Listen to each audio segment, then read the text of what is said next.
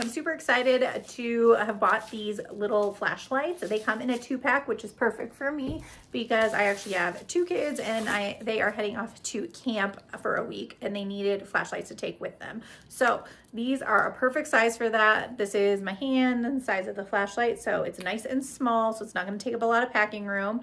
And then it has this little strap for your arm as well, so you don't lose it if you're walking, you know, in the woods to your bathroom or whatever. And then it comes with 2 different ways of charging. So either you can use USB-C to plug it in if you have access to a plug. It also has a battery, so you can pull off the bottom there. It has that little, I just pulled that little white thing off.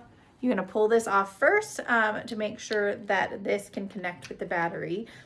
That was just on there to protect it, to make sure it wasn't wasting the battery in shipping and while it was in storage. So then you're gonna press this little T here, and you can see it'll show you that it has 84%, and then the light came on when I pressed that. And if you press it a couple times, you can see it changes the mode it goes on. So it's either super bright or it dims it a little more dimmer. It flashes slower, and then it turns off. So it goes through all the different sections, and then you can either have a bigger circle or less circle of light. So I'll show you that in a minute when I turn it around, because that's super nice. If it's too bright, then you can kind of like make it a little less bright or more focused, I should say. So let me turn you around. Okay, so now you're looking at my wall, and I'm going to turn it on. So you can see how nice and big that is. So then if I make this, if I go like this up, you can see it gets more narrow and more focused. And then all I have to do is press that down, and then it makes the circle nice and big again. You can see my hand in it. You could do like finger puppets or something, which would be fun if, you know, you're camping or something. But if you just need a flashlight, this is a nice bright light, which I really like.